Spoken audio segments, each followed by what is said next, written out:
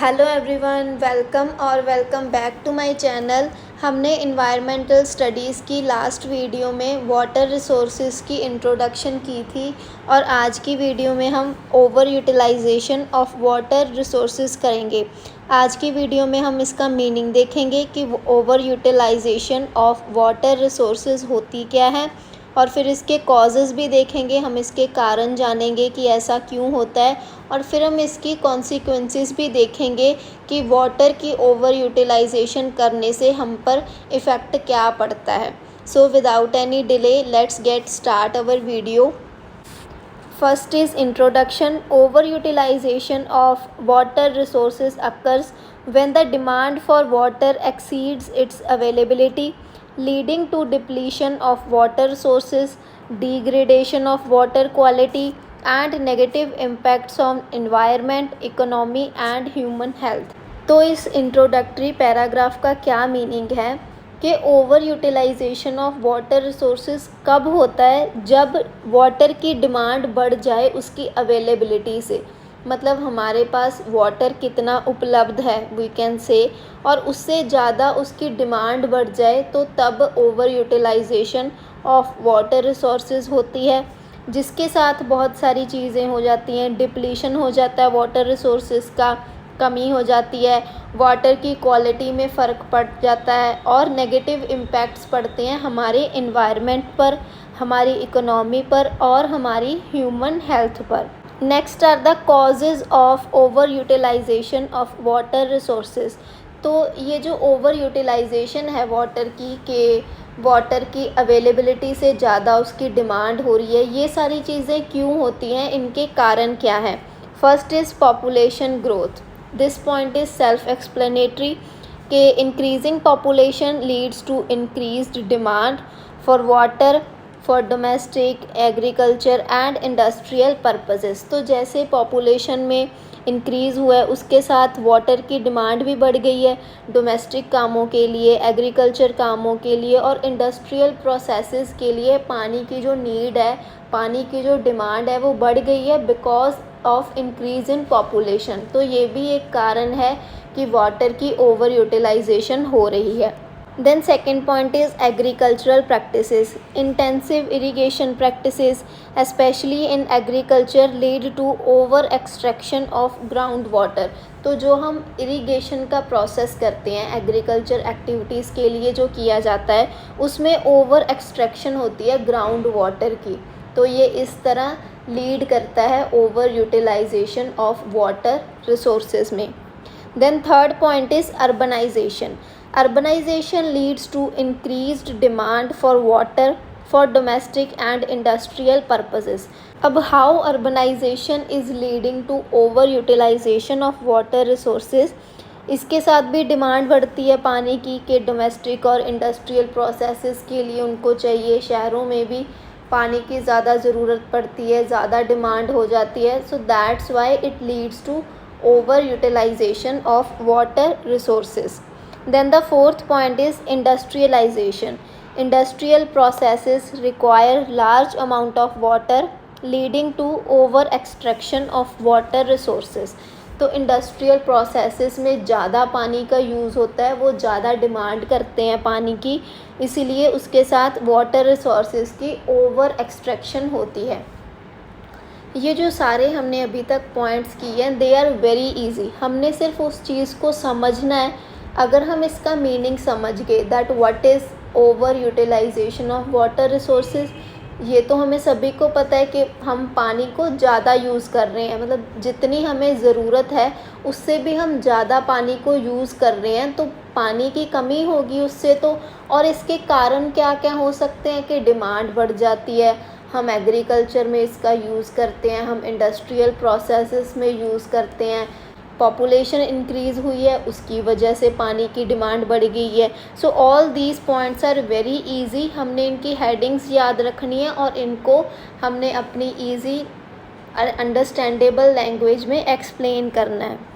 Now the fifth point is climate change. Changes in precipitation patterns and increased frequency of droughts and floods due to climate change also exacerbate the water scarcity.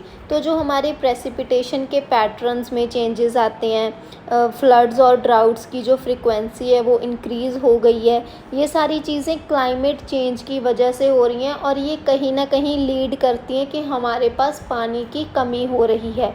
So all these are the causes of over utilization of water कि कौन से ways में कौन कौन से कारण हैं जिनसे वाटर की ओवर यूटिलाइजेशन हो रही है। Now we are seeing the consequences of over utilization of water resources. अब हमने ये तो देख लिया कि पानी की ओवर यूटिलाइजेशन हो रही है, उसके लिए बहुत सारे कारण हो सकते हैं। अब हम देखते हैं कि इसके इफ़ेक्ट क्या पड़ते हैं हमारे इन्वायरमेंट पर, पोल्यूशन होता है, क्या होता है, अब हम वो देखते हैं। So first point is water scarcity. Over extraction of water resources leads to water scarcity affecting human consumption, agriculture and industry. तो जब हम किसी चीज़ का ओवर एक्सट्रैक्शन कर रहे हैं, उसकी हम ओवर यूटिलाइजेशन कर रहे हैं, तो obviously it leads to the scarcity of that resource. तो उस रिसोर्स की हमारे पास कमी हो जाएगी। तो फर्स्ट पॉइंट में यही लिखा है कि अगर हम पानी के रिसोर्सेज की, वाटर रिसोर्सेज का ओवर एक्सट्रैक्शन करते हैं तो उससे वाटर की स्कारसिटी होती है, पानी की कमी हो जाती है, जिसके कारण क्या कुछ इफ़ेक्ट होता है, ह्यूमन की कंजम्पशन, हमारे पास पीने को पानी कम है या यूज़ करने के लिए, डोमेस्टिक यूज़ के लिए, एग्रीकल्चर और इंडस्ट्री के प्रोसेसेस के लिए हमारे पास पानी की कमी हो जाती है। Then the second point is groundwater depletion. Over extraction of groundwater leads to depletion of aquifers, land subsidence and salt water intrusion. तो सेकेंड पॉइंट का क्या मतलब है कि ग्राउंड वाटर डिप्लीशन होती है। अगर हम इसको ऐसे समझें कि अगर हम ग्राउंड में से पानी को ज़्यादा निकाल लेंगे तो उसके साथ बहुत सारी सीरियस प्रॉब्लम्स हो सकती हैं। अगर हम इसको इमेजिन करें कि for example you are saving money in a bank, आप मनी सेव कर रहे हो किसी बैंक में, but you keep withdrawing money more than you depositing, मतलब आप जमा नहीं करवा रहे मनी जितनी आप उसको निकाल रहे हो, तो क्या होगा इससे, your account will be depleted.